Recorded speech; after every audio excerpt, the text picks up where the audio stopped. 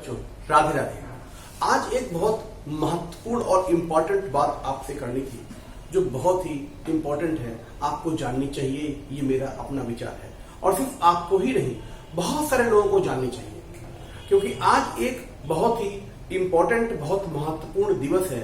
जी हाँ बेटा, हम बात कर रहे हैं डॉक्टर भीमराव अंबेडकर जी की जयंती के बारे में। डॉक्टर भीमराव अंबेडकर एक महामानव, ऐसे व्यक्ति जन्म नहीं लेते, युगों युगों में कभी कभी अवतार लेते हैं, क्योंकि उन्होंने जिस प्रकार हमारे देश के संविधान की रचना में, संविधान के निर्माण में अपना योगदान दिया, वो अनमोल है। उसकी कोई कल्पना भी नहीं की जा सकती। हमारा देश जो कि ऐसे ही चलाया जा रहा था, हमारे देश के संविधान निर्माण में 2 वर्ष 11 महीने 18 दिन लगे। जी हाँ, 2 वर्ष 11 महीने 18 दिन। इतने दिनों के बाद हमारे देश का महान संविधान बनकर तैयार हुआ। ये वही संविधान है जिसे आज हम यूज करते हैं, और कहीं भी कोई बात होती है तो हम बोलते हैं कि संविधान के दायरे में रह के ही बात कीजिए।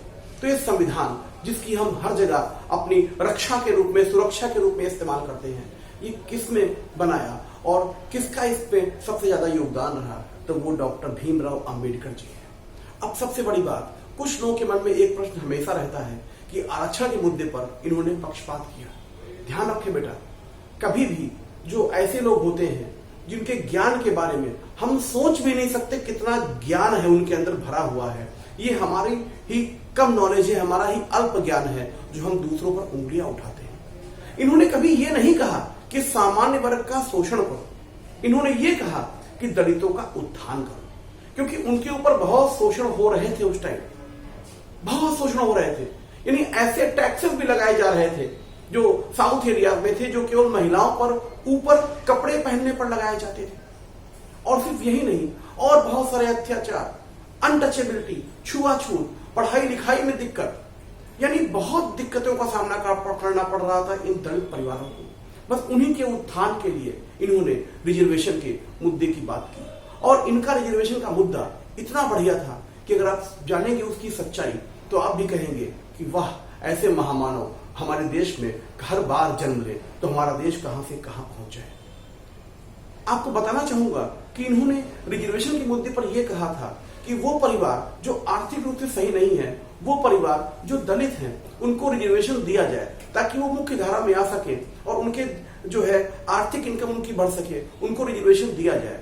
और एक परिवार से सिर्फ एक आदमी को रिजर्वेशन दिया जाए, ये इनके द्वारा संविधान में कहा गया। और जब एक परिवार के एक आदमी को रोजगार मिल जाएगा तो उसकी जिम्मेदारी होगी अपने परिवार को आगे ले जाने की, आगे बढ़ाने की। लेकिन हमारे इन नेताओं ने इस पूरे सिस्टम को बद से बदतर कर दिया और सभी के लिए ये रिजर्वेशन सिस्टम लागू कर दिया। उसका परिणाम इन दलित भाइयों को भी भुगतना पड़ रहा है।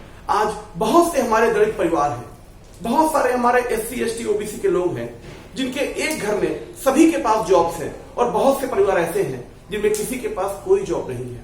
तो आरक्षण सिस्टम जो है उन लोगों पर भी लागू नहीं हो पा रहा है जो वाकई में रिजर्वेशन सिस्टम के नीडी हैं।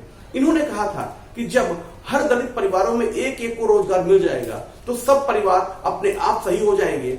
उस टाइम इस रिजर्वेशन सिस्टम को बंद कर देना चाहिए, क्योंकि इसका उद्देश्य दलितों को उठाना है, न कि सामान्य वर्ग या दूसरे वर्गों का शोषण करना। लेकिन इन नेताओं की वजह से ये सब कुछ बद से बदतर होता चला गया।